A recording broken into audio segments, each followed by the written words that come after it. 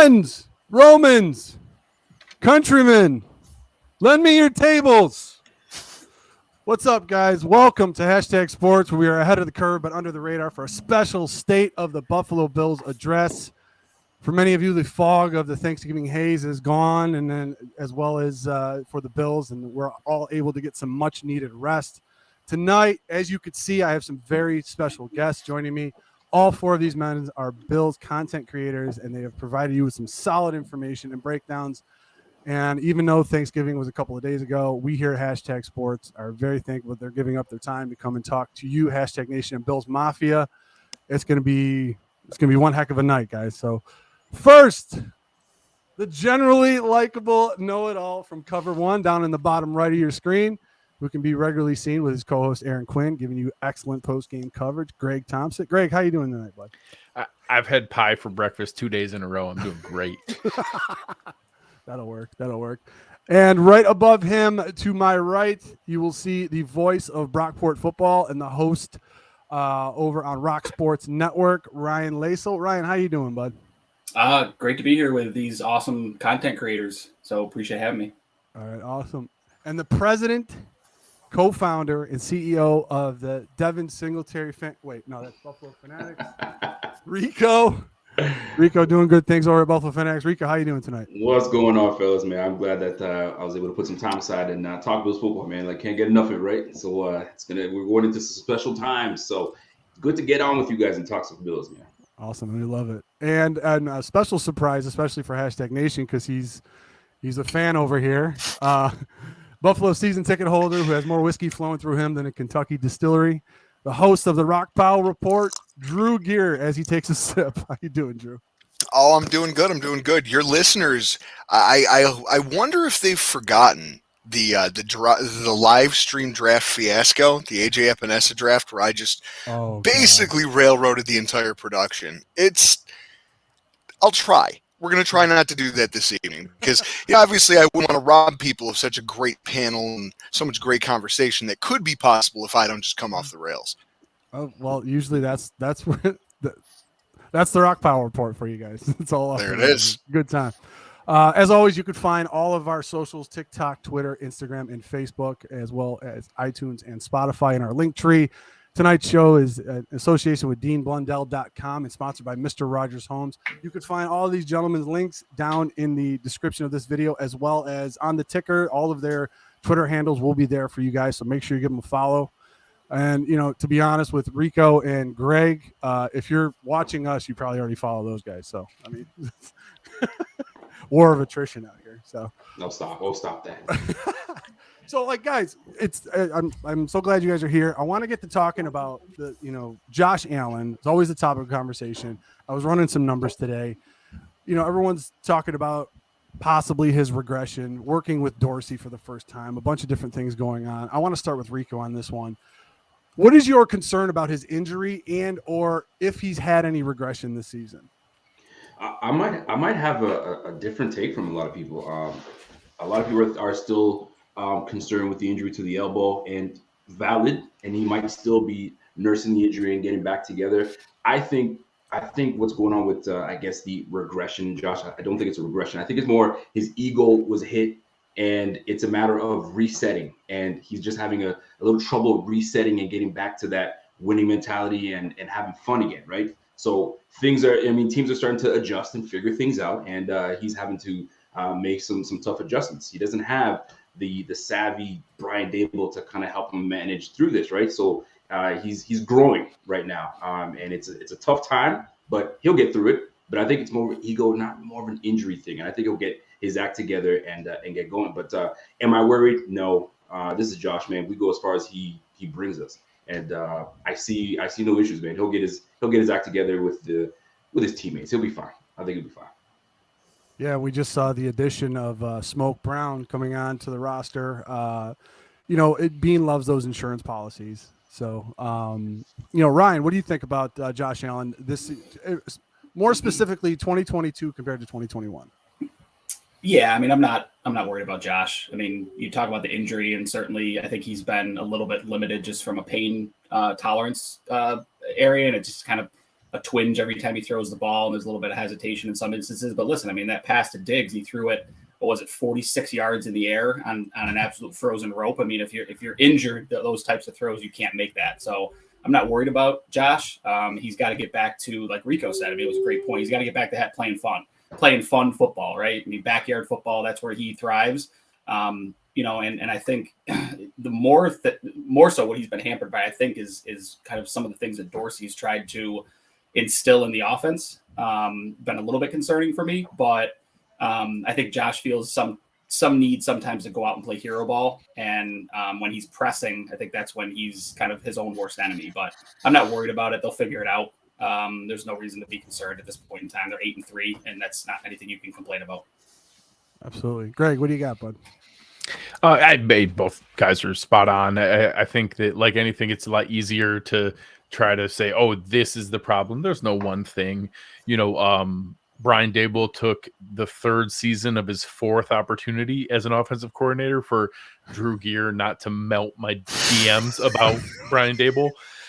So it took a while for that to come about. So I'm also aware that, you know, Ken Dorsey's also responsible for the 41-7 against the Titans and the 38-3 against the Steelers and the 31-10 against the Rams. And yes, has he now kind of gotten punched in the mouth as other defensive coordinators got a little bit of film and they adjusted and now he has to show he can pivot? Sure.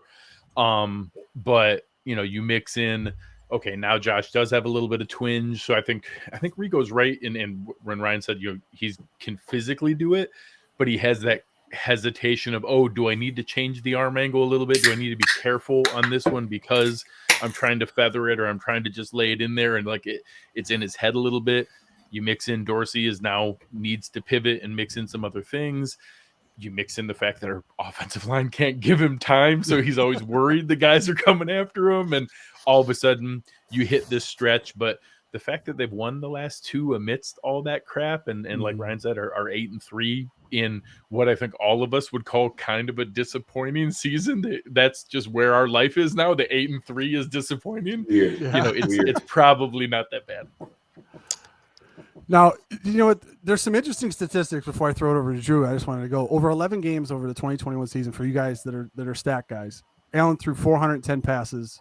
He's thrown 410 passes this year already, the same number, which was amazing. The other numbers that are the same are the amount of touchdowns that Josh Allen has accounted for both last year and this year, and that's 28. He also has the same amount of turnovers. He's at 13. He had 13 after 11 games last year, 13 this year.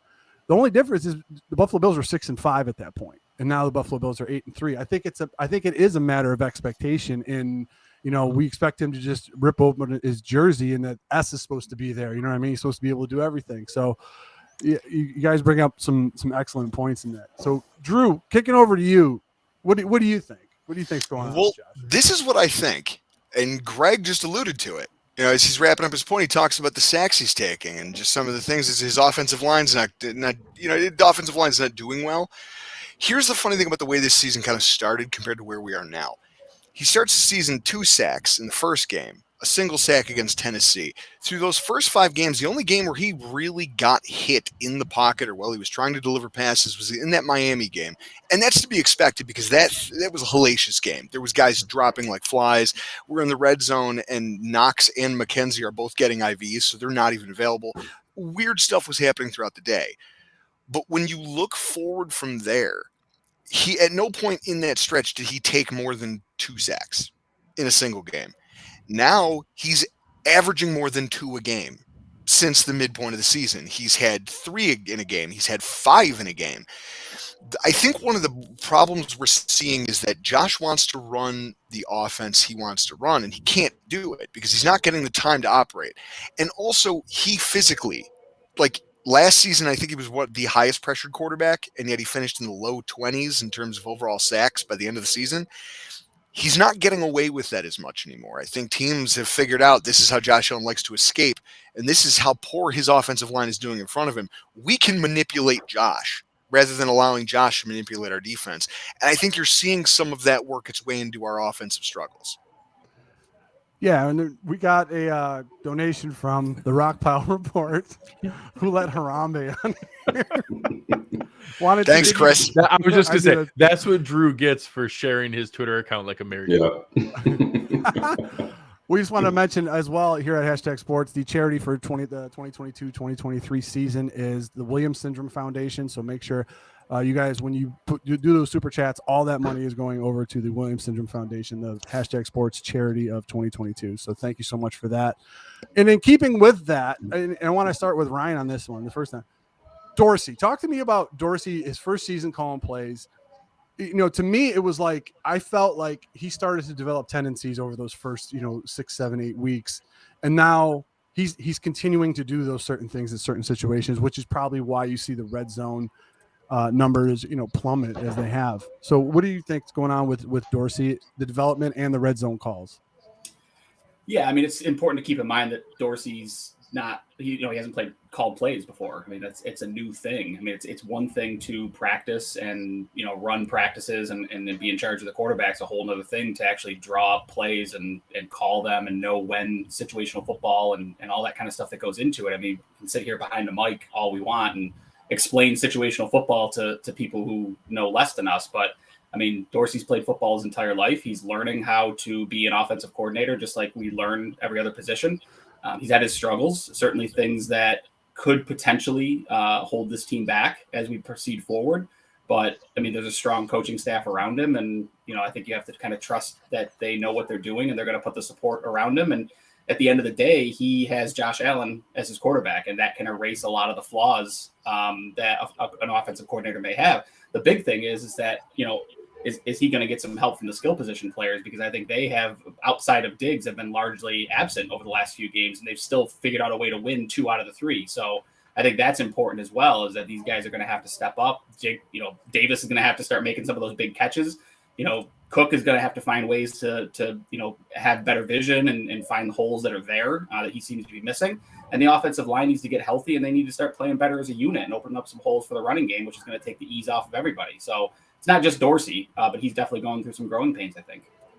Rico, the chat's blowing up with injuries. Everyone's talking about the injury bug. Now, we know this is the NFL. A lot of teams deal with injuries. I'm just talking about the type of injuries that the Bills got. I mean, at one point for consecutive weeks, they had 4 first-round picks and Micah Hyde out. Well, we knew that Micah Hyde was on IR for a while. But, what is your take on Dorsey and how he's been as a play caller this year?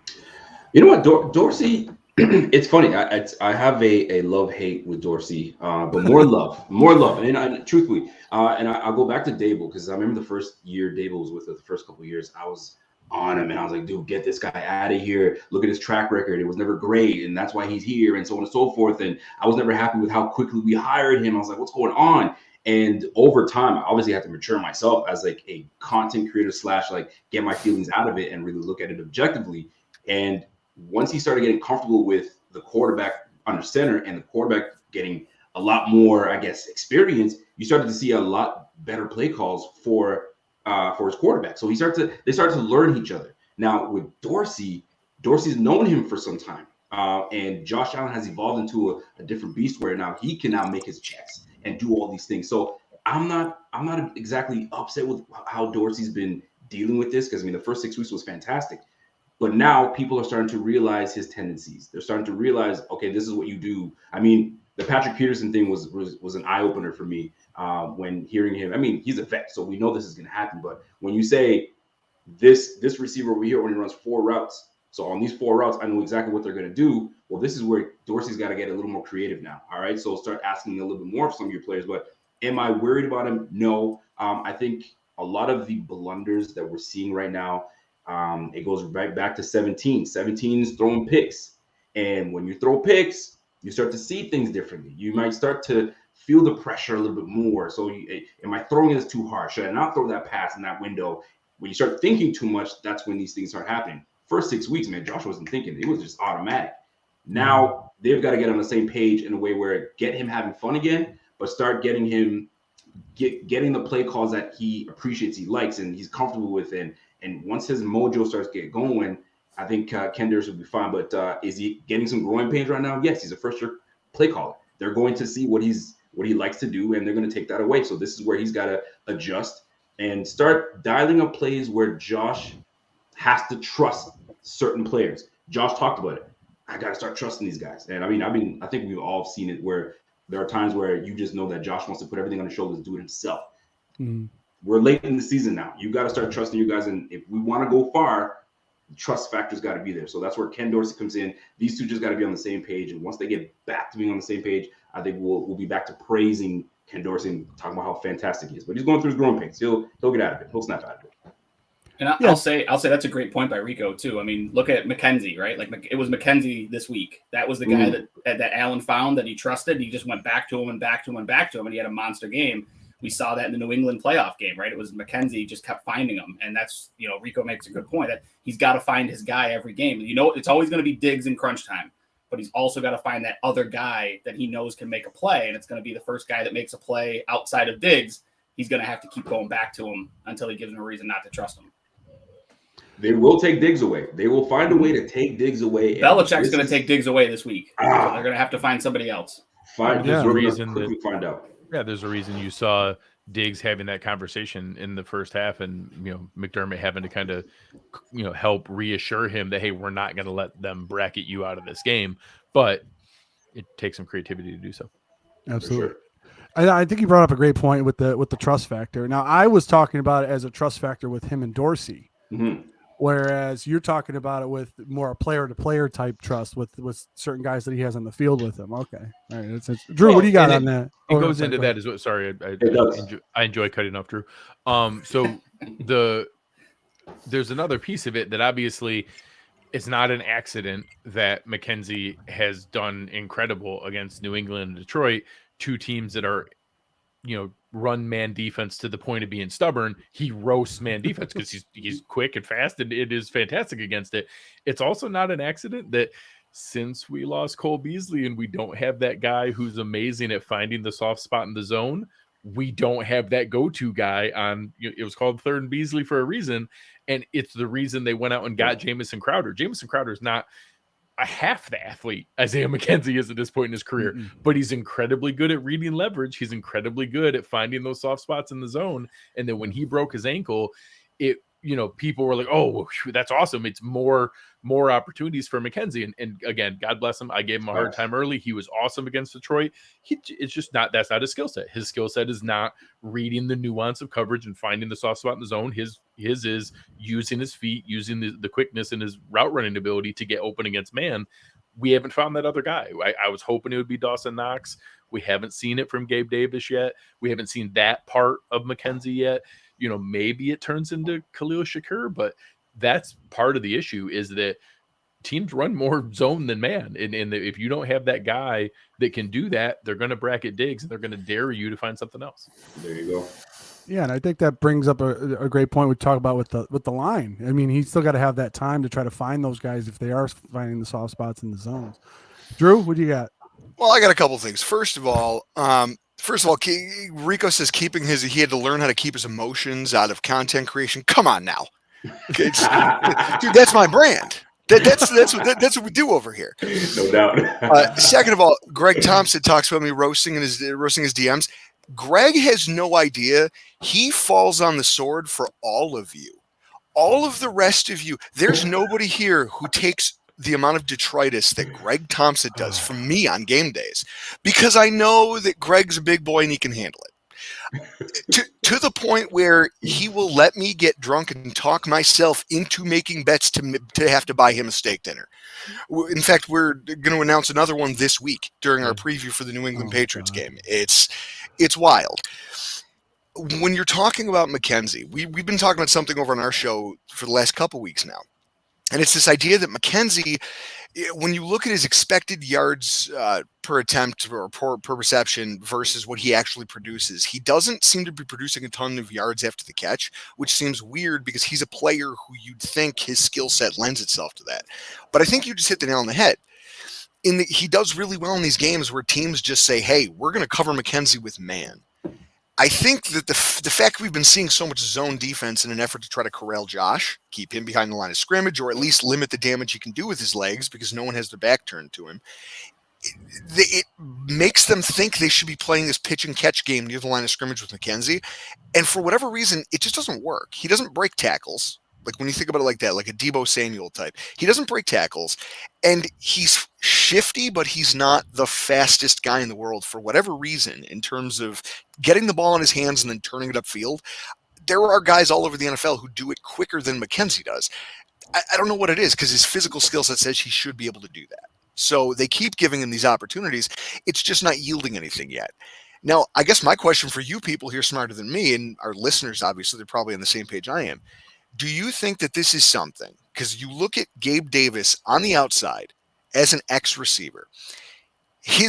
For his entire career, his production has been like a quarter, a fraction of what he produces when you find a way to get him between the hashes on his targets. When you can get him on a linebacker, when you can get him on a safety, they've really not made an effort. Someone in the chat just said that Diggs has been playing a lot of slot this year because they've been motioning him into the slot to try to get mismatches. I haven't seen a lot of that with Davis, and I feel like all these struggles you're talking about, not having the Cole Beasley, not having a safety blanket, not having somebody to find those soft spots in zone, wouldn't it make more sense to try to work Gabe Davis in that kind of a role then, knowing what a mismatch he is against linebackers and safeties? I mean, who's your outside receiver, though, if that's the case? I mean, and that's the other problem is they don't have a lot of depth across. They have a lot of guys that are good at something, but they don't have that guy that can go do everything outside of Diggs. So if Davis comes into the slot and starts running patterns in between the hashes, who's your other outside guy? Because Dawson Knox hasn't been successful in that role so far. And you saw it in limited snaps. They did it with Diggs out of the backfield against Cleveland when they forced him to take the timeout down in the red zone. And then the next play, they inexplicably left Diggs uncovered for 15 yards in the back of the end zone. It was fantastic. It's like, hey, we are so concerned with what you just did with Diggs. We need to take a timeout to make sure we have a plan. We're not actually going to do anything about Diggs. And then the next play, they literally don't cover him.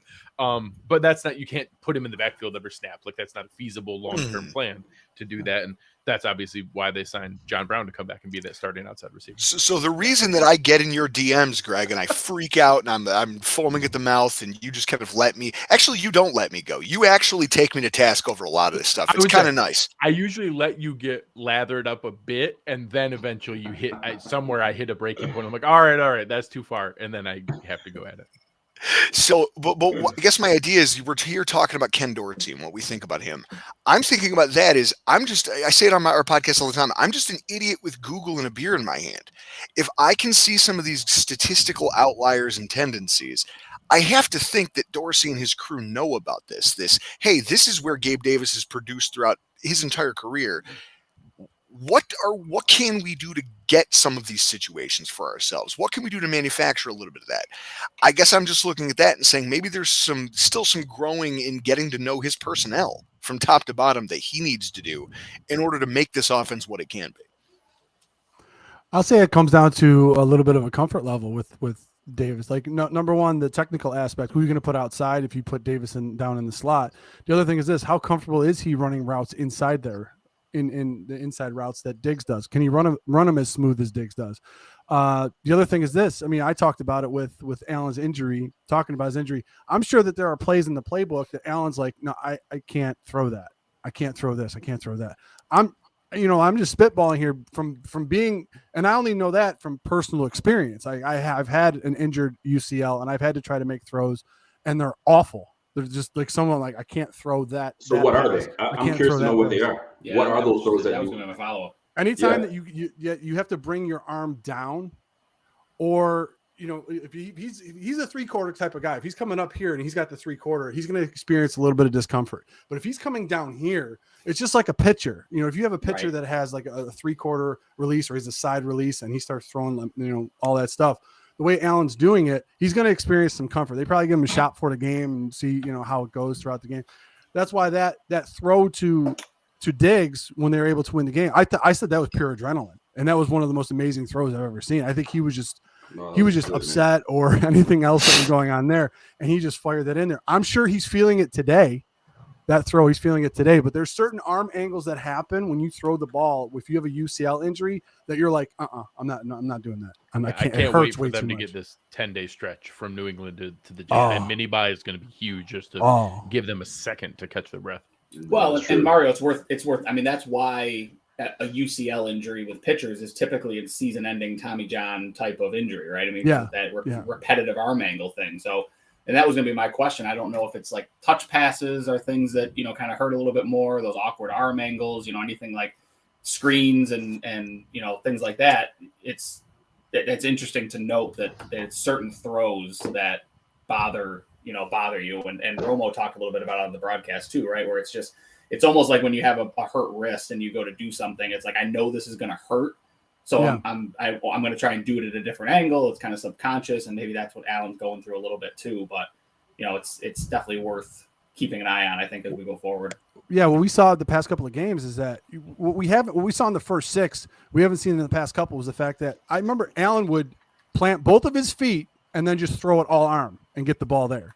We saw that repeatedly in the first 6 games. You haven't seen it recently very much because he's purposely having to step into throws in order to get certain passes where they need to be because of the injury. The touchdown pass to Diggs that everybody made fun of him kind of tumbling over was more of him forcing himself to rotate with the ball. Like that was him forcing good rotational technique to get the ball and not to miss him. And everybody was like, oh, ha, he fell. But well, he was actually kind of, it's hard, try to run as fast as you can left to right stop and shoot a free throw while you're running left to right. Like you're going to miss the rim. Yeah. Like, I mean, Murray, as somebody who played quarterback before, I mean, that's the toughest throw that you can make as a quarterback is running to your left as a right-handed quarterback and then trying to throw it on a straight line, and lead somebody to a touchdown. I mean, that's all technique. There's very little arm strength that comes into that. It's just all rotation of the hips and feet positioning and all that kind of stuff. And if Allen's consciously thinking about that kind of stuff, it could account for some of his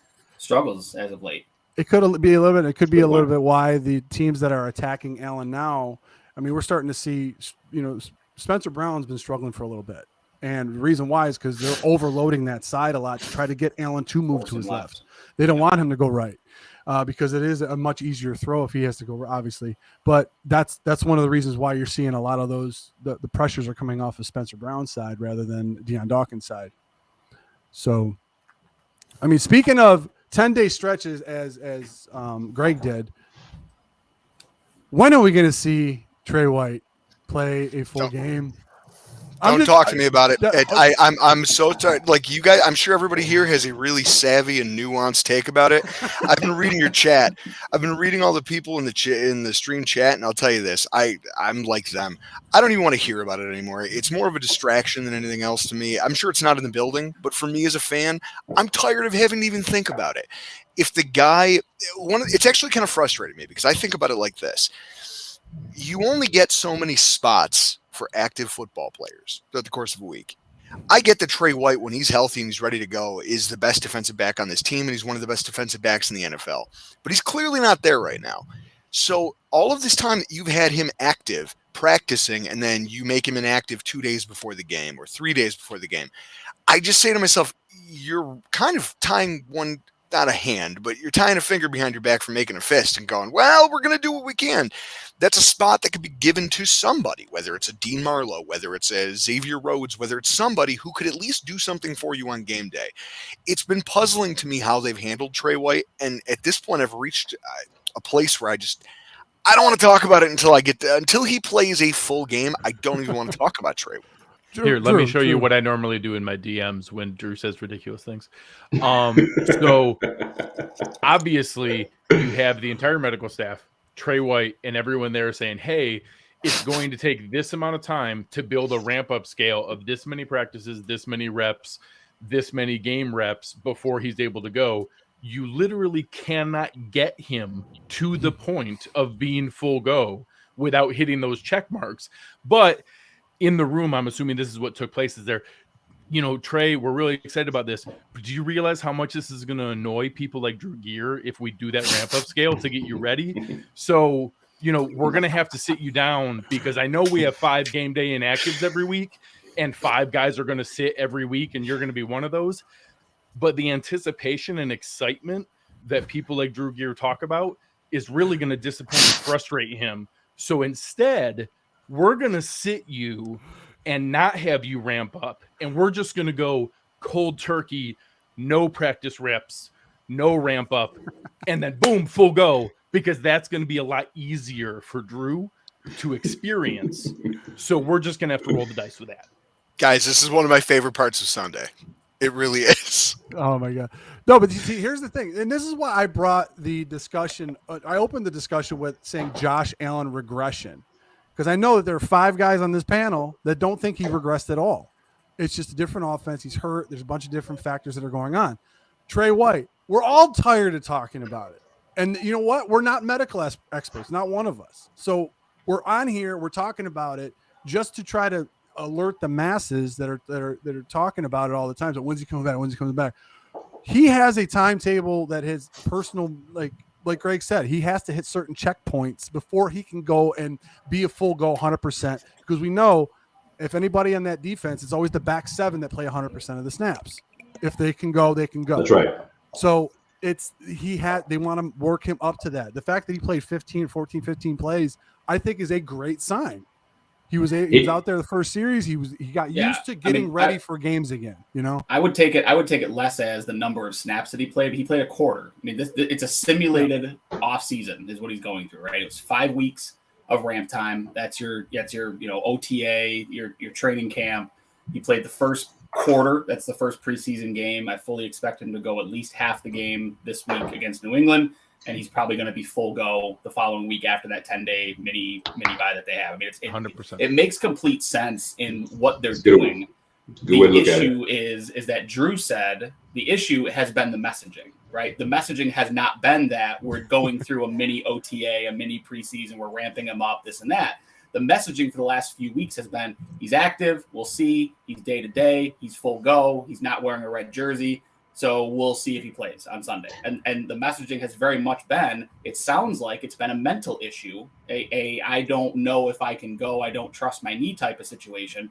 I think in my opinion, the worst part about this entire situation has been the messaging handled by McDermott, Bean, the rest of everybody else, because I think that they've just been, well, we're just going to do it the way we're going to do it, and you're going to have to accept that, rather than just kind of laying out this is why we're doing it the way we're doing it. Some of it's to not tip your hand. I was just going to say, Detroit, every single team we're playing against has the exact same messaging we're taking in, and the same frustration we have is them guessing the exact same way. And that's great, and that's probably why they've done it that way. But from someone like Drew's perspective, who is a very hard on his sleeve type of fan, I can understand why the frustration is there, because it hasn't been spelled out, right? You know why guys only play a quarter in the preseason. That might be the nicest way anybody's ever said loose cannon before. Thank you. Well, listen, I'm gonna throw Drew a bone here a little bit, because I understand your frustration. You don't want to talk about it. You want to see your cornerback on there, because right now we are getting cooked. Right. And I'm not going to name any names, but some guys are struggling right now. And I feel for them. Now, the one thing that I do notice about, we all know this. McDermott is very calculated. He's calculated on everything he says, everything he does. From the minute he stepped in, he was replying to reporters by their first name. Right. He's meticulous on everything he does. So if you put in, for instance, we go full bore and we put in Trey White, and Trey White struggles. Trey White gets beat for a 75-yard bomb. You know he's going to get peppered with questions. Why did you put him in? What were you guys thinking? Now he's got to answer questions that some of these guys have no business knowing, right? Mm-hmm. This is internal. This is what we're going to try to do. So I get the frustration for sure, because we want to see number 27 out there, but I don't want to see number 27 looking rough. I want him at his best. So if they have to ramp him up to get to where he's at, I'm good with that. I mean, you heard Jordan Porter. Jordan Porter was like, man, it feels good to call out plays, and I'm looking at 27. So when 27 is on his money, man, this defense, the defensive backfield, hopefully will kind of, start to get their act together. And, let's start getting to that defensive play that we're so accustomed to. And here's another thing too, man. We as Bills fans / content creators, we've been spoiled a little bit, man. This team has been playing pretty well. So like a lot of times we're like, man, this is how great is this, right? So when we're playing not to the level that, that we've been playing since at the beginning of the season, I mean, it's like the sky is falling, but like I think Ryan said earlier, we're 8-3. Like, well, so you might have hit something there, because I'll say this. So we've been a long-suffering fan base. The drought happens. We literally just, There's a reason that I fleshed out this bar in the basement of my new house. It's literally just a place my wife can sequester me to on Sundays. She's like, this is for everybody's best interest. I need a God place bless where I her. can God shut bless you her. away for an entire day. Well, you go through that drought and you develop this angst. And then all of a sudden you're gifted this team that you're like, oh, wait, we have a coach that can engineer a playoff run that nobody has been 2 decades. Then he gets a rookie quarterback who turns out to be pretty damn good. And all of a sudden you go, wait a minute, is this the coach? Is this the quarterback? Are we on the road to maybe doing the thing our franchise has never done before? And then that starts to beget its own form of desperation because you're like, oh no, I remember what that was like before. I don't want the window to close on my fingers and I didn't get this thing that I've coveted for so long. So maybe that does color some of the way that I look at this and some of the way I look at stats and some of the way that I analyze players, because you're right. Like, I wouldn't want to see Trey. You're right. Maybe I am being a little crazy about this sometime. Drew, I will tell you. No, I was going to say, I will tell you this. Can you imagine Greg's DMs if Trey White got injured to an NFC opponent and how tight the AFC conference is now? And that's what I'm sitting here thinking People were about. talking about him coming back for Green Bay. Can you imagine if he got hurt in that game and did more damage to his knee in a NFC game? Exactly. That would have been awful. And what I will say is, and we talked about this a little bit this week, this idea that watching, people were real tough on Dane Jackson this week. Boy. The Lions were real tough on Dane Jackson this week. I feel for the man. I feel for Dane. I'll tell you what. Going through it. St. Brown torched both of our starting boundary cornerbacks in this game. Now, Christian Benford and Dane Jackson are probably depth pieces on every team in the NFL right now. If they were to shift over there, most teams have at least one guy who could take that role. Most teams aren't missing 2 players like Kyrie Elam and Trey White. Realistically, that's your cornerback 1 and cornerback 2 if both of them were 100% healthy and this was a perfect world. If we were starting 2023, what you're seeing is, and I think that's maybe where some of this angst around Trey White, I see some of the people in the chat, it's one of these things where we're watching the options we have that probably wouldn't be starting on any other team in football starting for us right now. We're seeing the terrible things that come out of that, and we say to ourselves, okay, we want Trey out there. We need that. We think we do, but at the same time, we still won, didn't we? We still won the football game. Drew, I will say too. I mean, don't sell it short. I mean, Amon-Ra St. Brown is that dude. Just because he plays in Detroit and people don't know who he is because he plays in Detroit, he's that dude. He's a legit number 1 receiver on a lot of teams in the NFL. So I mean, and that's to be torched by him, that's okay. The fact that nobody else beat you is, I think, a testament to how that secondary rallied pretty well towards the end of that 100%. Game. Nobody else beat you. 100%. The coach has found a way to survive a football game against a team with a really good outside wide receiver who, I mean, yeah, he massacred those 2 guys. He was, I think 6 of 6 going up against either one of them. Gave up a touchdown, a couple first downs on each side. But realistically, you still won the football game, and it's because you found other ways to be productive in that. You talk about the drought. You talk about all the here we go again, like default defense mechanism that all of us have in our minds. We're also not used to, I had this discussion with my family a couple of times, and they're like, oh, what do you think is going to happen? I said, the hardest part for me is none of this matters. None of the regular season matters. It just doesn't. Like, if we rattle off a ton of straight wins and then lose in the playoffs, no one's going to give a shit. If we struggle and come in as a 4th seed or 7th seed and then go on a run and win 4 in a row, no one's going to care. Last year, the Super Bowl was 2 4 seeds. It doesn't actually matter. The only thing that will define success for this team is how do we do in the playoffs. And now, is there an advantage of home field advantage? Is there a benefit of having the number 1 seed? Is there a benefit of a bye? Absolutely. Of course, that's worth always, doing everything you can to win every game. But ultimately, none of these regular season games matter. We're going to make the playoffs. And the only thing that will define success is how we do in the playoffs. So it's all kind of window dressing until we get there. And we're stuck in this weird mode of not being used to the fact of this next individual game doesn't matter that much. Yeah, I mean, in Greg's point, like the only people that the home field advantage really at the end of the day matters is the fans. Like nobody, and I stress this a lot. No one wants to play football in Buffalo in late January. Not a single soul on this planet wants to play football. If give me Kansas City, I'd love, I'll play football in Kansas. Josh is from California, right? Like there's no mystery around the fact that these guys all come from predominantly warm weather climates. They don't want to play football in January in Buffalo. The only benefit is home field advantage, Bills Mafia. I get to sleep in my own bed, the night before the game. That's a great advantage, and it's something worth noting. But at the end of the day, I'd rather play football in Kansas City, in Los Angeles, in Miami, wherever that may be. Give me those types of games where I can get out and it can be a track meet. I'll take Buffalo against anybody in the AFC in that situation.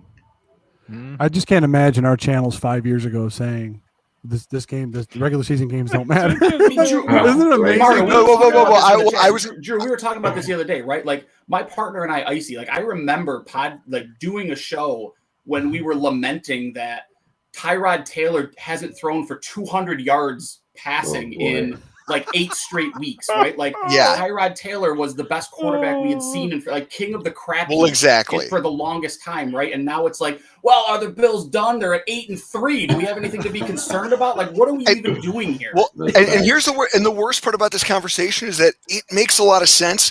I love the crap your listeners are giving me in the chat. It's all deserved. It's all deserved because I am kind of a lunatic. This is what I do know. I hear everything you're saying, and I'm sure that they're absorbing this too. But that doesn't mean that after like the third one of these, I'm not going to forget that when Josh throws an interception on Thursday night and I'm just in the red zone again. And whether it's his fault, whether it's a lack of options, whatever it is, I mean, whatever it is, I'm going to realistically revert back to that. Because that's who I am. Now, most of our fan base, but but what I want to perspective, go back to and remember. But this is what I love about Tyrod Taylor and Nate Peterman this week. Well, exactly. Who should we start this week? And so I guess my point is that we as a fan base have come so far, and it's because of the work of guys like Greg, guys like Paul, Mario, guys like Rico. I mean, I don't pretend to play a role in that. We're more the mouthpieces of the angsty and the drunk and furious. That's what our podcast is for. But you guys have done a great job in educating this fan base to a point where now there's people who now make fun of people like me when I start spouting about these things. But that's a good thing. It's a good thing because there don't need to be more people like me talking about football like this. Real quick side note to go let Mario get control of this again. Anyone in the chat who will go superimpose Drew's face onto a movie poster and cross out fast and make me a poster that says The Drunk and the Furious, I will Venmo you $5. Anyone in the chat right now who will take Drew's face over Vin Diesel and just make me a movie poster that says The Drunk and the Furious, I will Venmo you $5. Twitter handles are being scrolled along the bottom ticker, guys, so you guys can follow. And I will say this though, while Ryan bringing up Tyrod Taylor, man, I was just doing the pod the other day, and I had my wife next to me, and we were just having fun answering questions. And somebody said, "When was the last game you guys went back with together?" And it's been a while, and I was like, "Dude, it was a San Francisco game when we played Kaepernick, and Tyrod was our quarterback." I was like, "My goodness, how far we've come!" Right? Yes. 200 yards. We used to wish we could get 200 yards passing from Tyrod. Could he go deep? Is he going to be too afraid to go deep? And we have a quarterback that's doing it all. It's just amazing how far. I love the fact that you were at our tailgate that day. Yes. We still talk about to this day. That freaking buffalo chicken dip is still something we talk about today. Hey, how about there's a non-zero chance that we face Nathan Peterman on Christmas Eve? Like there's actually a feasible path that we face Nathan Peterman on Christmas Eve. I would laugh. That would be absolutely amazing. I don't know. Wouldn't that be? That would be. All right, guys. No, I wouldn't. All right, guys. Talking another discussion that comes up. This is more of like an off-season thing, but we're going to talk about it tonight. I want to get you guys' take on it. And I thought it was interesting to phrase it in this fashion: Poyer, Edmonds, and Oliver. Obviously, Oliver will have his fifth-year option next year, but the more pressing guys is Poyer and Edmonds. You can only keep 2 out of those 3. However, I was looking at it again after I posed that question. I'm sitting there going, well, if you pay Edmonds what he's going to want, I don't think you can afford the other two, to be honest with you. I mean, Greg, I'm not the cap guy over here at Hashtag. Everyone knows that's Paul. I like to try to play with numbers a little bit, but only in the classroom. But the point is this. I want to kick it to Greg first, and I want to do a little bit of a round robin. Poyer, Edmonds, and Oliver, the chances that Bean can manipulate the cap and do certain things. Do you have any numbers for Hashtag Nation off the top of your head for what's going to happen with the Buffalo Bills in the foreseeable future? First, I can always make up numbers. That's not a problem. If I had to rank it, obviously everybody knows cover one is an enormous Jordan Poyer supporter. Like, we love his play and he's been good to us. I started out where, even acknowledging that, I think the age, the trajectory, the injury history, so many things pointed to Edmonds, that Poyer was so much better at his role that I just couldn't tilt the other way. And I will say, watching the play of Damar Hamlin versus the play of a Dodson or a Klein has forced me to reconsider that, and that, next year, a safety duo of Micah Hyde and Damar Hamlin is a functional NFL safety duo. And it pains me to say it out loud, but I have to rank, Edmonds above Poyer. It's just not realistic. And that, I think a lot of people were really worried about the numbers that Milano was going to get before he went to free agency. They were throwing out a lot of the other deals that were out there for Miles Jack and were out there for, at the time, now I'm losing it, the Tampa Bay linebacker who re-signed Levante David, guys that were also free agents at the time. And then they saw the Levante David deal, and it ended up coming back cheaper. And we were worried about the Deion Dawkins number, and it ended up coming back a little bit cheaper. And we were worried about the Trey White number, and it ended up coming back a little bit cheaper. Yeah. And, Diggs didn't go after the Devontae Adams and Tyreek Hill and, DeAndre Hopkins number. And that over and over again, we keep getting guys paid well, but not necessarily pushing to break the bank. So, I know a lot of people throw out Edmonds is going to want Fred Warner and Darius Leonard money. And I don't think that's going to be the case. And it's still going to be a big number, and it's going to be more than people are comfortable with. And it's probably going to be 15 million. It's a lot of money, but we've also shown a lot of creative ways. Von Miller signed a 6-year, $120 million deal. Well, his cap number this year is $5 million. You can do a lot of fun stuff. There's a lot of fun math with the way that we're setting things up. They can structure it where none of Tremaine Edmonds' big dollar figure years hit until Matt Milano is a 30-year-old free agent. That's not that hard to do. And I always joke, if I can do it, Bean and his team are smarter than me. And I can tell you, I can do it. I am able to structure contracts where we keep both, Tremaine Edmonds and extend Ed Oliver early and extend Gabe Davis. And I can even fit Jordan Poyer in there if I want to. But like I said, there will be some hard choices. So I do think Edmonds gets a bigger deal than people are comfortable with. I hope people saw, I use the analogy that, there's no player that is asked to do so much and he can do 95% of it, and we nitpick the 5% that Edmonds can't do until you see somebody who can only do 50% of the job, like Terrell Dodson. And then we're like, that other 45% is pretty nice. I wish I had that 45% back. We asked Tremaine Edmonds to do so much in this defense, and he's not perfect, but he's really freaking good. And I'm okay with really good. Would it be great if he's Brian Urlacher? Sure. Would it be great if he was a Hall of Fame amazing player that people build him up to be because he was a first-round pick? Sure. But I'm okay with really good. Really good is nice. I'd like really good back, and I'm okay really good being on this team for years to come. Yeah, just to give everybody the numbers that Greg was talking about. I mean, Leonard, $98.5 million. He's got $19.7 million a year. Warner's at 95.2. Mosley, when he signed, was the largest one at 85.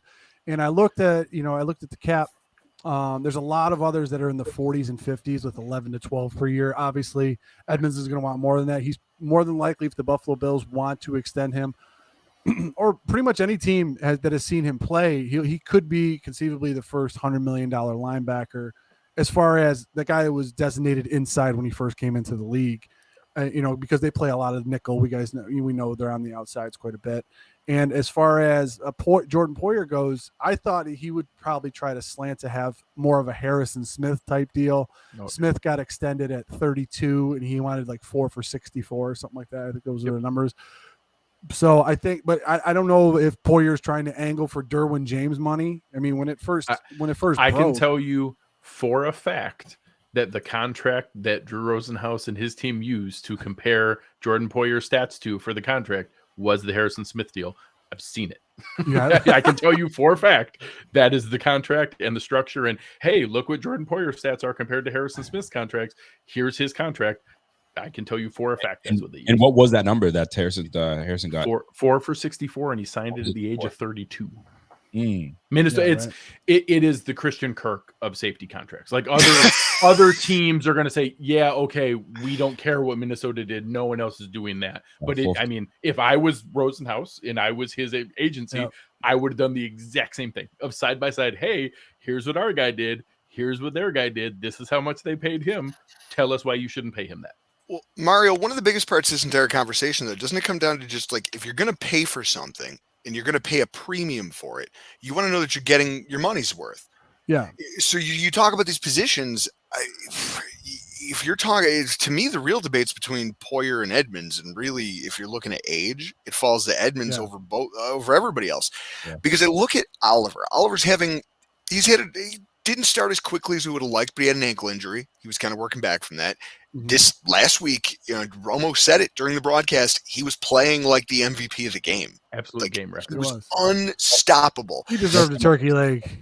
That guy should have got a turkey leg. I would have put him out there for a turkey quick leg. Aside, I was legit angry that in the post-game game ball thing that McDermott didn't give Oliver a game ball. I was legit I had a visceral response like, wait, don't get me wrong, you can always give game ball to Josh and Diggs every single week. How did he not give a game ball to Oliver? I was furious. I mean, so Quan Jones had just as good game. Quan Jones just had good. So it's tough. Well, defensive. It's you're also playing a team that's missing its starting guards. So it's one of those things where we should have eaten, and we did, and it helped us win the game. But realistically, Ed Oliver is a very good football player. With that being said, Ed Oliver plays 1/4, well, a little bit more. He's ticking up towards like 50-60% over the last month, but he plays a rotational position. Meanwhile, throughout the most of the season, right until we played Baltimore, I was doing a show with a Baltimore content creator, and he was asking me about very specific questions about personnel packages, usage, things like that. And he asked what our biggest, our base defense is. And I said, our base defense is nickel. And I know that because all you got to do is look at the snap percentages. Tremaine Edmonds, Matt Milano, and Teron Johnson were our 3 highest percentage players in terms of defensive snaps. That's who this team wants to be. It wants to have range and coverage ability in the center of the football field. Unfortunately, not only can you not replace Tremaine Edmonds with just anybody, he's one of our best corner players. He's also a physical freak at the linebacker position at 6'5", but no one rotates with him. He's on the field for most of your plays. If you're going to give out a sizable contract north of $10, $12, $13 million, I can't justify it being tied up in a guy who only plays 40% of the snaps in a given game. I just can't. I don't feel like that would be a good expenditure for what you're getting out of it on the other end. I'm gonna agree, and I'm with both Drew and Greg, and it's Edmonds for me.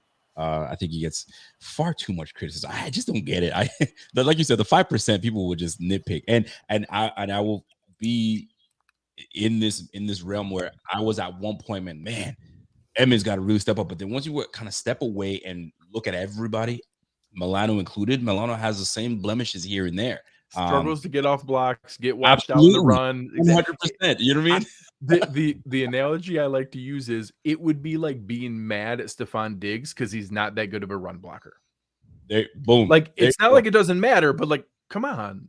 They pick and choose, and I mean, and it's not their fault because people like ourselves and others as well obviously will nitpick and then put footage out there and show how bad and this, that, and then they just run with it. And it's just ingrained in their head until they realize how important he is. In the last couple games, we've seen how important Klein is. A good player, solid player. I'm very happy to see that he got a lot more playing time with Tyrell Dodson, but you can see that Edmonds is missing. So listen, it's Edmonds all day. Now, how much they plan on paying him? I have a feeling he might get the same money that Milano got. I think they'll be on the same page. I don't know if he's going to ask for I'd more. be so excited. I think it might be around. I mean, you're the numbers guy. Like, I mean, kudos to you, man. All that stuff you do with the numbers, man. Thank you. But yeah, I hope that it might be in that 14. They catch him on this whole. You're young enough, get a third contract. Just take this 14 mil for now, and let's talk about it later. It'd be fantastic. Yeah, as far as it goes, when we had the discussion about Poyer versus Edmonds versus Oliver, and obviously due to his age, you knew this was coming. The fact that he was drafted in the same draft as Josh Allen, you knew this was coming. A lot of those things intertwined in there with Edmonds and Poyer. I always looked at it from the Poyer standpoint. That was, he saw all the guys getting money, and he saw all the contracts that are going to be on the horizon. He's like, I got to get paid now, so I'm going to start talking about I want it now. And then that's what happened. But, we all know in the NFL, you don't get paid for what you did. You get paid for what you're going to do. So therefore, can you repeat the type of production? Could Poyer repeat the type of production that he did? Well, we all seen him. He's a hammer. He comes down, he just kills somebody, in the box or whatever he has to do. But these last few games, Hamlin has been the guy to do that. And he's been playing, and Poyer's been playing center field. He added a new dimension to his game in that he's essentially playing Hyde's role. So it's like, okay, we didn't know he could do that. So therefore, now that he's doing that and he's directing traffic in that secondary, that's what's bringing this discussion up again. As far as Edmonds goes, I think it's a matter of expectation when people like to compare him and Milano. Like, oh, look, Milano, he's a 5th round pick. Look at that. Look what he's doing. And Edmonds first rounder, he should be making every single tackle out there. It's the stuff that Edmonds does that's not on the stat sheet that you don't, that's what you pay him for. You want to talk about these guys that are in the front, Tim Settle, Daquan Jones. You're not going to hear their names every single play. What are you going to hear? You're going to hear Milano being talked about for defensive MVP for the year. So those are those things that those guys do that don't necessarily show up as far as big numbers, but why they get those contracts in the first place. So if I have to do it, just like agreeing with a lot of you guys, if I have to do it, I am going to go with Edmonds over Poyer because of the play of, like you said, of Hamlin. And if Hyde does come back next year, because that's a question mark too. That's something I think they're waiting on. If Hyde's done, and I know there were some reports that he could come at the end of the season. There was a couple of things going back and forth with that. But if Hyde is done, then I think you have to extend the contract offer to Poyer. I think you'd have to. Guess who next year has an obscene amount of cap space and a gaping hole at starting safety and is fairly familiar with his work in East Rutherford, New Jersey. No, come on. Will he have a lot of money after he signs Barkley? So, but either way, Mario, can we do something fun because it's the last year that we're probably going to be able to do it? Does everybody know Hendon Hooker, the quarterback from Tennessee? Projected potentially first round pick until he tore his ACL. He's younger than Tremaine Edmonds, or he's older than Tremaine Edmonds. Sorry. Stop. Yeah, it's the last year we're going to be able to do that, so that's fun, right? There's still a couple. Who's the rookie receiver for the Bears that came out of Tennessee? Oh, Velus Jones. Velus Jones is older than Tremaine Edmonds. There's a couple other rookies that It always been. Edmonds has been 19 on this show for like 6 years. So long. He has been 19 the entire time. But seriously, dude's going to sign a 6-year contract, and he's not even going to be 30 when the contract comes. Yeah, he's one of those guys where it's like you always talk about that second contract, like that first big contract, your second contract. As you want it short enough to where you're still in your prime when you sign your last big money deal. Like Edmonds can sign a 7-year deal and he'll still be in his prime when he signs his last big money deal, right? I mean, it's absolutely insane. And as Greg will attest to too, I mean, because of the way, if you're able to lengthen out his contract like that, you could prorate his bonus and shove some of that base to bonus money and prorate it over you can only do it over 5 years. So if you sign a 7-year deal, every year that goes along. That's why they do the 6-year deals now. That's why Von Miller was a 6-year deal, because there are always tricks that Brandon Beane could use that we just didn't see them. And everybody complains about how the Saints make it look like the salary cap isn't real and the Rams make it look like the salary cap isn't real. Everybody had the ability to do those things. They just didn't always have an owner who was willing to sign the checks, because it takes big, huge guaranteed checks to do that. And Yeah. when you do a 6-year deal, you can do a guaranteed option bonus in the second year that prorates for years 2 through 6, just like a signing bonus does. Ralph would just never cut those checks. So now we have an owner who is perfectly fine cutting big checks. And the What- fact what- that what- Von what I Miller love is is- a little bit older. Sorry, real quick. The fact that Von Miller is a little bit older, a lot of his money is tied up in base in case he decides to retire, and that's a protection for being in the organization as well. Yep. The stuff the stuff you guys are talking about, Mario and I and Paul Wineski, we've always joked. It's probably been like a 5-6 year running joke that Mickey Loomis is Inspector Gadget and the salary cap is Dr. Claw, and he has somehow, whether it's just by dumb luck, whatever it is, he's managed to stay one step ahead of disaster right up until like he had to eat his crow the last couple of years. Like eventually this comes, but he won a Super Bowl. He won a Super Bowl. So at that point, I think that we could all deal, because you hear the people who almost act like the salary cap is their own money. I'm sorry. You spend what you got to spend. You do what you got to do. You get me that Lombardi. Guess what? Anybody see how ugly things are going in LA right now for the Rams? Do you think any Rams fan feels bad about the Super Bowl they No. just won? Not Because at all. like, oh, hey, we were really top heavy, and if we had the wrong couple injuries, we can't afford any depth, and now they're going to finish with like a top 10 pick that they're going to give for the trades they made. Nobody cares. Hey, nobody Okay. The cares. other interesting thing to keep an eye on is as we talk about salary cap and all that, and it's based on revenue dollars and everything like that. The fun thing that will come early 2023 is we will find out what that new Sunday ticket deal looks like. That will be a huge teller of what the future revenue will look like. All this gambling money. Everybody talks Absolutely. about all the TV money and how that's going to escalate it. Nobody is counting that at the same time that record-setting TV money is coming in. First wave of ever attributing any operating revenue to gambling revenue is going to wash over it as well. So some of these ones that people are factoring in is, oh, it might jump as much as 15 or 20 million. Very quickly, we're going to have $30 and $35 million per year increases in the salary cap. And I can tell that Brandon Beane and his staff are counting on that with the way that they've structured some of these deals. Yeah, because I mean, look, the TV deals aren't up. The standard TV deals aren't up until 2033, right? So you're not even going to talk about them for another 9 years. But Sunday Ticket is now you've got Amazon in play, you've got Apple TV in play, and that is when you talk about money. And it's the old Chris Rock joke, right? Like if the CEOs of like ABC and NBC and Fox woke up with if Apple and Amazon woke up with that kind of money, they'd jump out the window and slip their wrists on the way down, right? That's the old Chris Rock joke. Like this is stupid money that these companies are going to throw for the Sunday Ticket streaming rights, and that along with the gambling money. I mean, the salary cap is going to be absolutely stupid in the next 5 years when you have to worry about the true cap hit to guys like Edmonds. You're going to have so much money, you're not going to know what to do with it. It won't matter. So, real quick reminder of just how old all of us are. Not that Mario, I'm not fully focused on this show right now, but Mushin Muhammad's son just made a ridiculous catch in the Texas A&M LSU Mushin game. Muhammad, I mean, we were I'm watching so Marvin Jones Jr. all season, right? Like I'm Marvin so Jones old. Jr. The is star best wide for the receiver in Carolina college football right Panthers? now. Yeah, his son just made a killer catch in the LSU Texas. Yeah, Marvin Harrison Jr. We got. I'm so old.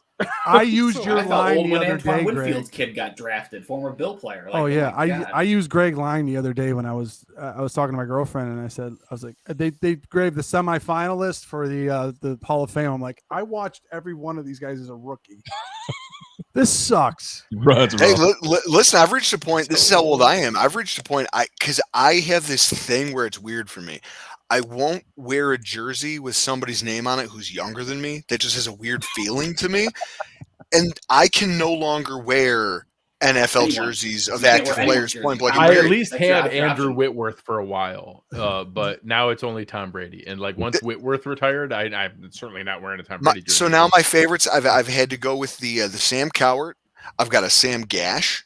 I've got like old school, also really cheap jerseys that I found out there. It's rough when you start saying that kid. Oh man, that kid's gonna. I'm like, dude, I'm talking. Yes, that kid. Oh my, that's when you know you're getting older, man. Mario, you probably do too. I remember complaining about Antoine Winfield being drafted by the Bills, and now his kid is playing football. Yeah. So Hey, guys, I just want to break in and say this. If LSU somehow manages to win this game, that means Alabama's going to the SEC title game. I gotta listen. Roll to this Tide. about Alabama. Roll Tide. Will you stop? Roll Tide. With the roll tide, will you stop? All right, listen, ladies and gentlemen. Tonight's show is sponsored by Mr. Rogers Homes in association with DeanBlundell.com. We got one more thing to do. I got a little game to play with these guys, but you can find all of our socials in our link tree, TikTok, Twitter, Instagram, and Facebook, as well as iTunes and Spotify. In the description of this video, you will see the brochure for Mr. Rogers Homes, as well as the links for these gentlemen here, Buffalo Fanatics, Cover One, Rock Sports Network, and the Rock Pile Report. I got a word association game I want to play with these gentlemen. First word that comes to mind, I'm going to go clockwise, starting with the belated birthday boy up in the top right-hand corner. I thought I forgot, didn't you, Rico? Yes. So I'm going to go with Rico, Ryan, Greg, and then clean up with Drew, and then we're just going to keep doing the round robin. I want the first word or first phrase that comes to your mind when I say this Bills player, and then we'll have a little discussion, okay? And then we'll wrap this one up for you guys. So you guys can so Greg can get back and eat another piece of pie. So, or are you saving it for breakfast again? I'm pretty sure my wife and I forced ourselves to purge everything out of the house after tonight's dinner. Like, all right, we just can't have this stuff around. This is now no longer feasible. Amen to that. My fridge is packed. Okay, all right. Rico, Micah Hyde. Ooh, Micah Hyde. Man, I want him back. I want him back in the worst way. I'm thinking about this Patriots game, and it's funny. I'm thinking about this upcoming Patriots game and previous Patriots game, and that interception that he made. I thought he had no chance, and he was able to. And we just don't have that, and I'm missing that. So listen, I miss the man. I want him back. That's the Micah Hyde. That's the conversation that's in my head when it comes to Micah Hyde, man. I miss that man. Oh God, I think we all do. Oh boy. Yeah. Ryan, Jordan Poyer. Invaluable. The way he's played with this defense. I mean, you saw the way the secondary was completely different when he was on the field versus when he's off the field. He's still, I think, third in the NFL in interceptions, even though he's missed some games. And right now, this season, he is an invaluable piece. If they're going to make a Super Bowl run, Jordan Poyer has to be active on the team and healthy. They also did another stat. Even though he's missed games, he's like you said, he's in one of the leaders in interceptions. Carson Wentz has more touchdown passes than Russell Wilson. He hasn't played since week 6. So that's great stat. That's so awesome. All right. Well, hey, whoa. There's a chart out there. You can find it online. These people, I'll tweet it at hashtag. You can retweet it later. It's a chart that they keep track of weekly. The number of toilets in Russell Wilson's house versus the number of touchdowns he's thrown this year. Stop. He's not there yet. His house has 12 bathrooms in it, and he's only got 8 touchdown passes. He's not quite at the. It's hilarious. The internet's forever. Here's the point. I think this may be what Greg was going to say. He saw if the Denver Broncos scored 18 points. You saw that? I saw that 18 freaking points in any of their games. There'd be 9-1. 18 points. It's what a disappointment, guys. Nate Hackett. He's great though, right? Nate. He's from the Doug Marrone coaching tree. How could he miss? Dude, man, that's awful. Put the drink down. All right, Greg, Trey White. Needed. No, 100%. He's much needed. The options that it gives the defense to be able to do the disguise coverages, to tilt things that whether it's Dane Jackson, whether it's Christian Benford, or I think as mentioned earlier, I certainly hope that it's Kyer Elam with the ability that he gives.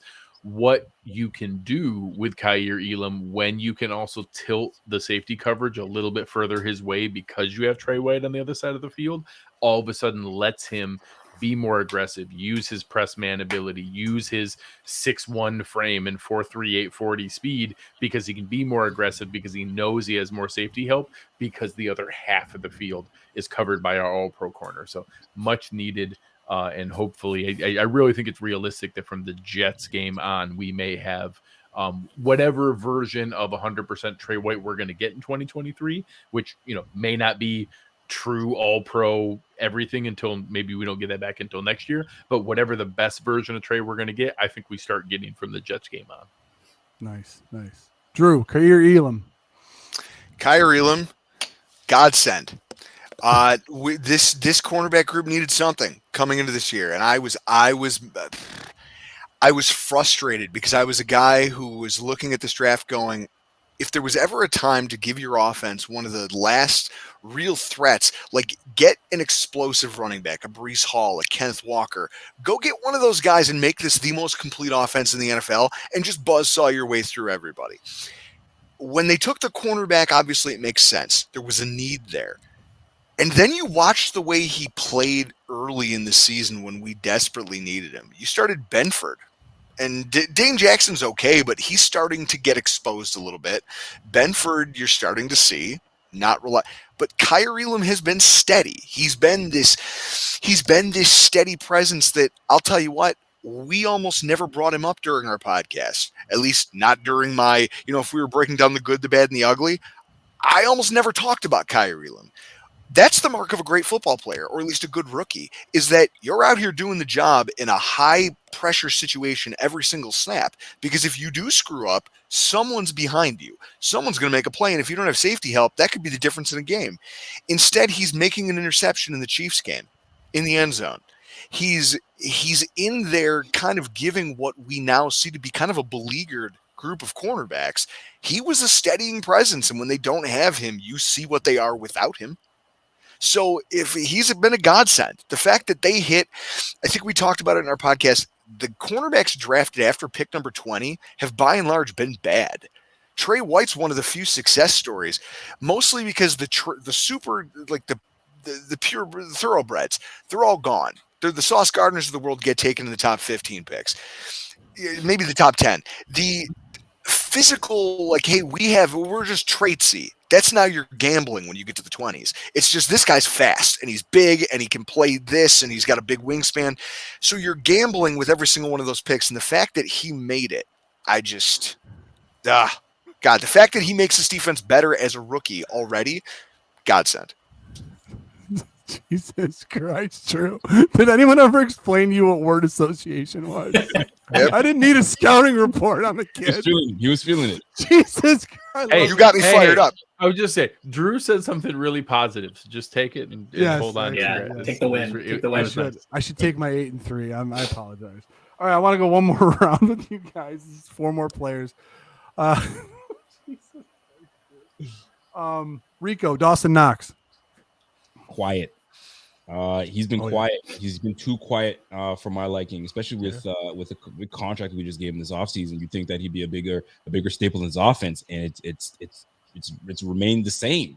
Where we think we see something, 7 receptions, 7 targets. Okay, we've made a conscious decision to focus on him and exploit this defense. And I get it, game to game, it's different scenarios, but he's far too quiet for what we pay him.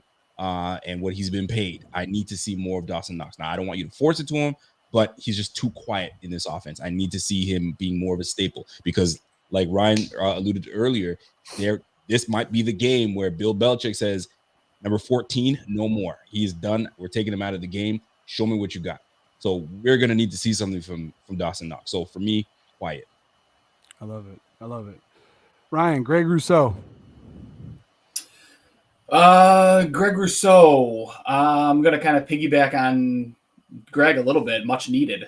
He is a guy who, especially with the Von Miller injury, it's massive. He needs to be back. He needs to be healthy. I don't think they need to rush him back, especially now with the Miller injury, but they do need him back because they're going to need a pass rush presence outside of what Ed Oliver's been able to bring. Boogie Basham is clearly he's not a pressure on the quarterback type of player. He's more in the vein of a Shaq Lawson, and that's not a bad thing. You need Shaq Lawsons. You need guys that can set the edge. You need guys that can stop the run at the defensive end position.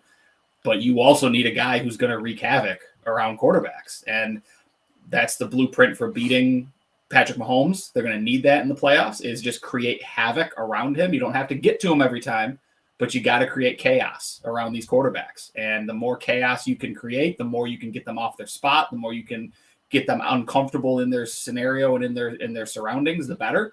And Greg Rousseau is a massive part of that right now. And he has to get back onto the field healthy. and hopefully as quickly as possible, because you have some young quarterbacks and some inexperienced quarterbacks coming up on the docket. You're going to need them. You may not need them against Mac Jones, but you're probably going to need them against whoever the quarterback is for the Jets. You're certainly going to need them against probably a Trey Lance, and you're going to need, or I'm not a Trey Lance, a Justin Fields. But you're going to need him down the stretch, and you're going to definitely need him in the playoffs. Gotcha. Greg, I'm going to give you a toss-up. Jordan Phillips. I know how you love the big guys in the middle. Yeah, angry rhinoceros. Like, like a zookeeper is looking at his boss and be like, "Hey, I know my job is to like contain this thing, but what do you want me to do?"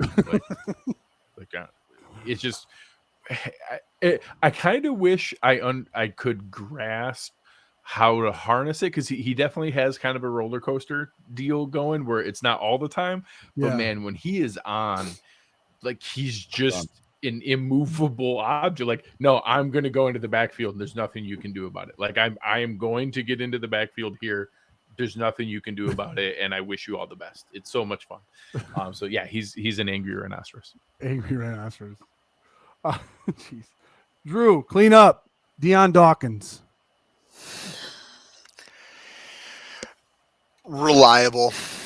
I'll say Deion Dawkins has taken some shit this year. He's not as, I don't think he's had the prolific season I think people want him to have. All right, I don't think he is the left tackle people think. Like, the Bills need to have a stud left tackle. I think he's better than most people give him credit for. I mean, we've talked a lot tonight about people who get Edmonds, for one, people who get more crap than they deserve. Mm-hmm. Deion Dawkins is a fairly reliable left tackle. Is he a star? Is he in the if you were building a franchise, would you take him as left tackle 1 out of all 32 teams? No.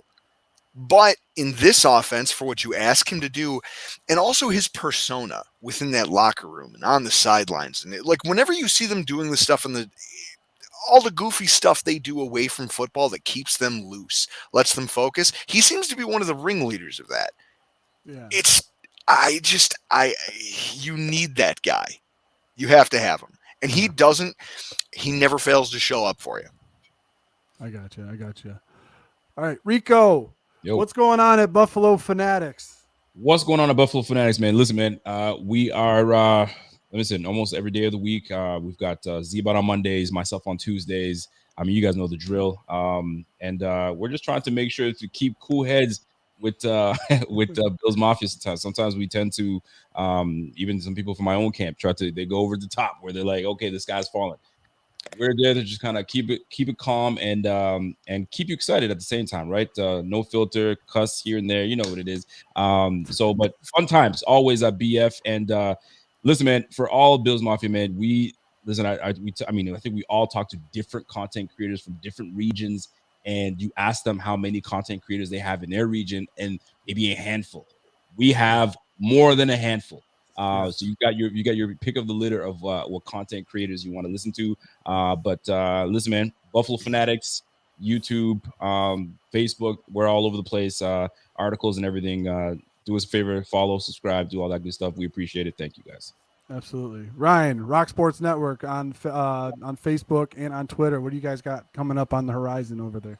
Yeah, I mean, the fun thing is this is my first year in, probably 6 or 7 where I'm not actually doing regular content creation. So it's been really fun to kind of sit back and take in all the awesome content that we have as Bills fans. I think Rico spoke to it. I mean, you forget how delved of solid content we used to have as Bills fans, right? I mean, there was Buffalo Rumblings, and it was basically it when it came to content. Fanatics came on the street.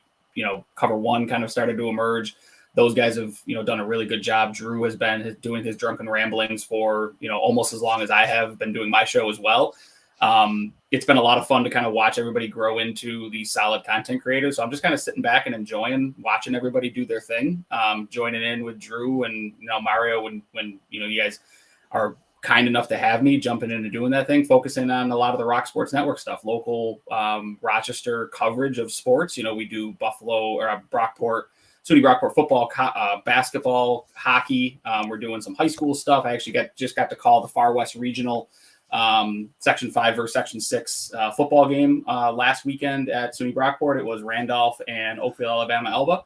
That was a lot of fun. So just kind of doing a lot of local stuff, but feel a lot, no rush to get back into the content creation because Bills Mafia is in great hands with all these guys that are doing stuff on a daily basis.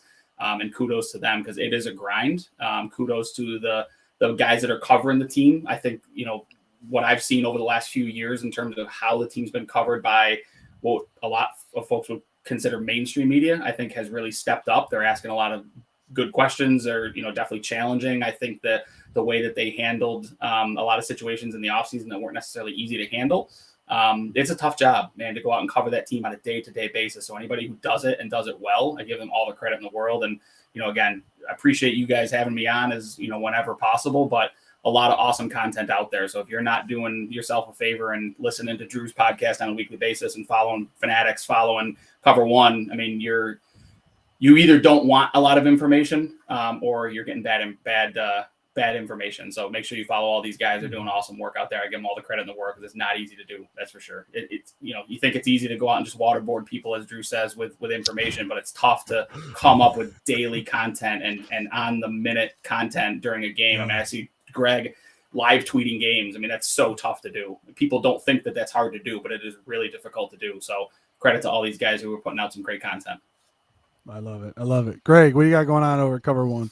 Yeah, no, I appreciate the kind of words, Ryan, and I certainly echo Rico's comments as well. We hear the same things about the Bills Mafia content realm, and that we're very fortunate that Bills Mafia has such an insatiable appetite for content that it doesn't feel like a competition that we're competing for the same ears. We know so many of our fans listen to every single person on the screen right now, and that as in addition to others, and that people just have a voracious appetite for what's out there. So along with everything there, make sure you're checking out all the stuff we have going on, and have some guys pivoting, getting ready for draft coverage, and people getting into the film breakdowns. And at Cover One, we try to take the complex parts of football and break it down and make it digestible for fans to understand, whether that's the nerdy contract stuff that I do, or the different route combinations and coverage schemes that Eric breaks down, and all the other stuff that we have going on.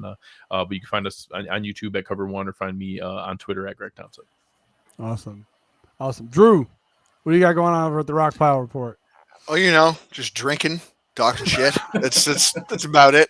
Now, 3 days we bring in 3 different shows a week. We actually do an AFC's Roundup show. We're bringing podcasters every week from Greg, your friend Elf Arteaga.